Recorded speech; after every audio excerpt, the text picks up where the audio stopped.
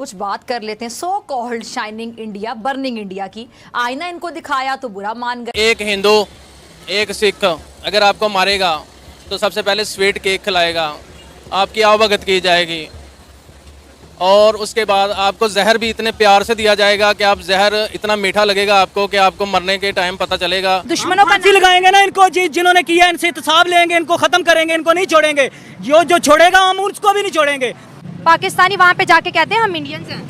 एक तरफ महंगाई तो दूसरी जानिब अगर बीमार हो गए तो अब दुआओं से ही काम चलाना पड़ेगा, क्योंकि दवा तो मिलेगी नहीं। झूठ के साथ आप जब खड़े होंगे तो उसका निदामत ही होगी, हमें जलील ही होना पड़ेगा। सो कॉल्ड बहुत बड़ी जो जमहूरियत है या फिर कह रहे हैं जो क्या कहते हैं हमारा शाइनिंग इंडिया है और सेक्युलर भारत है, ये इनका असल चेहरा है जो आपने देखा। और नरेंद्र मोदी जो बड़ा मुल्क होता है ना, वो बनने के लिए आपको दिल और दिमाग को बड़ा करना पड़ता है, प्रैक्टिकली साबित करना पड़ता है। इंडिया एक बुजदल सी कौम है। जब बॉर्डर पे गोली चलाते हैं सिख, 8 PM रात को उन्होंने पी होती है।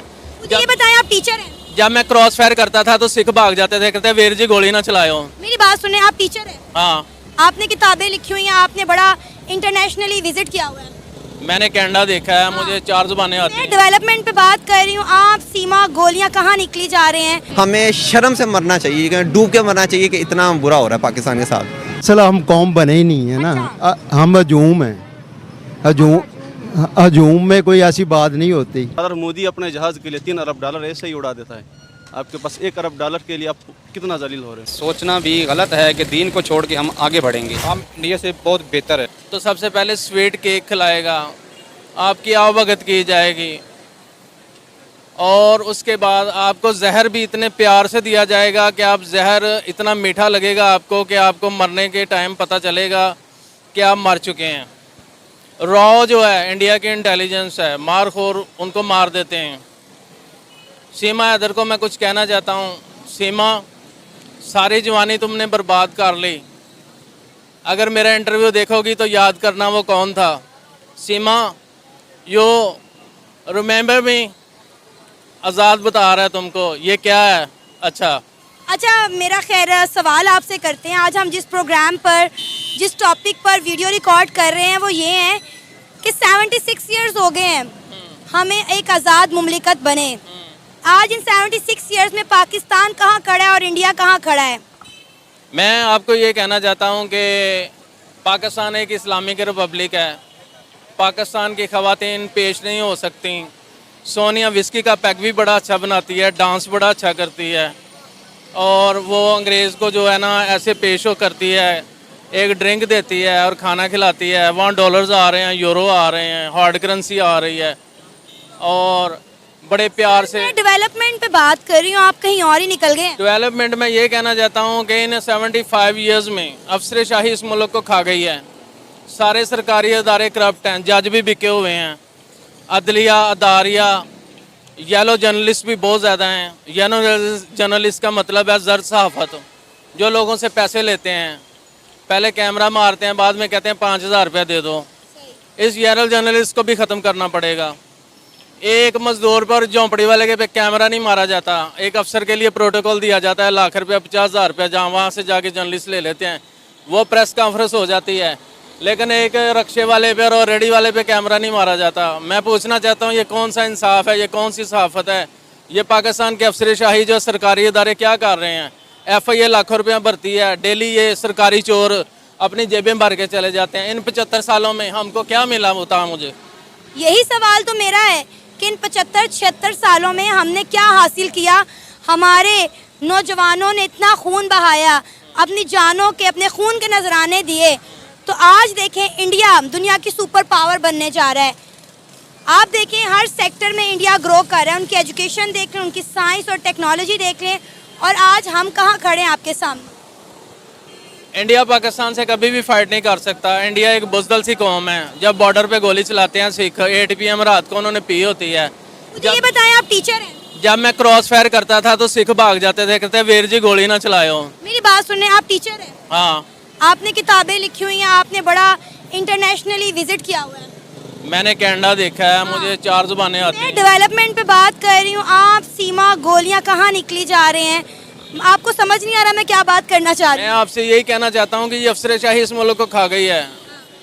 मुझे इसी सवाल का जवाब आज तक कोई नहीं दे सका। आपने बोला कि इंडिया हमारे आगे कुछ नहीं है, इंडिया की टांगे कांपती हैं, ये है वो है, इंडिया हम पे हमला नहीं कर सकता।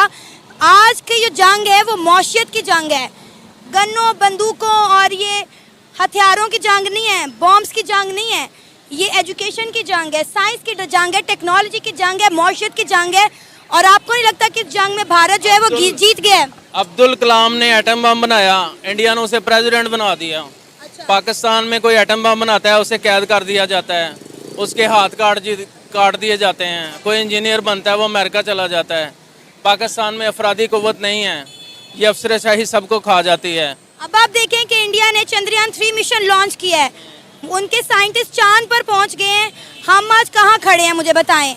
हम इसी बात पर खुश हैं कि जी हमारे झंडे में चांद है, और जब हम IFM से बजट लेते हैं तो हम 40 करोड़ का झंडा तैयार करने निकल जाते हैं। आप माशाल्लाह से टीचर हैं, आपको इन चीज़ों का इल्म नहीं है दुनिया में क्या हो रहा है, इंडिया क्या कर रहा है, हम क्या कर रहे हैं?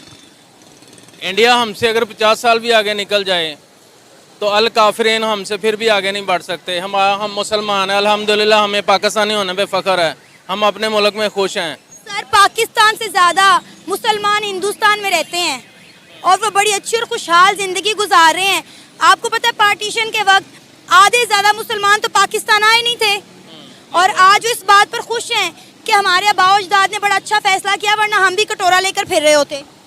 हाँ, मैं आपको ये कहना चाहता हूँ कि इंडिया के मुसलमान हमारे भाई हैं, वो पाकिस्तान आए, हम उनकी खिदमत करेंगे। हमारे पास सिख आ जाएँ इंडिया के, वो भी कोई मसला नहीं है, सिख भी हमारे भाई हैं। लेकिन मैं ये कहना चाहता हूँ कि ये जितना भी अदारिया है, ये अदलिया है, ये वकील जो हैं सरकारी, ये सारे बिके हुए हैं। आप किस बात मस्जिद की बात करती हैं? सरकारी अफसरशाही, ये सारे सरकारी महकमे चोर हैं। मुझे इन सवालों का जवाब कौन देगा? हुकूमत पाकिस्तान सारी बिकी हुई है, इमरान खान को कैद कर दिया गया। आप सच बोलेंगे आपको मार दिया जाएगा, आपकी मौत हो जाएगी। पाकिस्तान भी अपना यौम आज़ादी मना रहा है, हिंदुस्तान भी अपना यौम आज़ादी मना रहा है। आपको पता है अफगानियों की ख्वाहिश है कि पाकिस्तान जो है वो सफ़ाई हस्ती से मिट जाए, निस्तो नाबूद हो जाए, और एक बार पाकिस्तान बनेगा हिंदुस्तान, ये कहना है उनका। क्या आपको लगता है हमारे मुल्क के जो हालात हैं वो वक्त करीब है कि पाकिस्तान दोबारा हिंदुस्तान में मर्ज हो जाएगा? ये कभी नहीं हो सकता। पाकिस्तान को बचाने वाले बहुत ज़्यादा हैं। हमारा बच्चा जो है वो मार देगा जाकर उनको। मैं ये कहना चाहता हूँ कि सबसे पहले बंदे को लालच दिया जाता है, यहाँ से थाईलैंड बैंकॉक लिया जाता है। इंडिया का एक सेंटर है कोबरा सेंटर पंजाब रेजिमेंट का, जहाँ पे कमांडो की ट्रेनिंग दी जाती है, और 2 करोड़ रुपया देकर उसे अफ़गानिस्तान से पाकिस्तान भेजा जाता है। और ये जो इंडिया सियासत लड़ा रहा है, पाकिस्तान पे हमले करवा रहा है, बम ब्लास्ट करवा रहा है, 6 माह की ट्रेनिंग दे रहा है इंडिया, कोबरा बटालियन दे रही है, NSG दी है। पंजाब में बहुत बड़ा सेंटर है, इंडियन कमांडो सेंटर है कोबरा का, जो कि पाकिस्तान टेररिस्ट तैयार करके भेजता है, जो सबसे ज़्यादा अफ़गानिस्तान से आते हैं। 17 एम्बेसियाँ अफ़गानिस्तान में हैं, और जहाँ से बंदा ट्रेंड करके पाकिस्तान में भेजा जाता है। इंडिया से बड़ी बड़ी खूबसूरत लड़कियाँ भेजी जाती हैं, जिनमें ज़्यादातर का नाम सोनिया होता है। आप सोनिया पे क्यों फंसे हुए हैं? मैं आपको हकीकत बता रहा हूँ, आप कहती है सच बोलो, मैं सच बता रहा हूँ आपको। मीडिया दुनिया चांद पर पहुँच गई और हमारे पाकिस्तानी सोनिया हैदर से ही नहीं निकल पा रहे। मैं आपको यही तो बताना चाहता हूँ कि एक गरीब बंदे को इंसाफ ना कल मिला ना आज मिलेगा। हम चले जाएंगे, हमारे बाद कोई और आ जाएंगे, लेकिन पाकिस्तान इंशाल्लाह कायम रहेगा। पाकिस्तान को कुछ नहीं होता, आप इस चीज़ की फिक्र ना करें।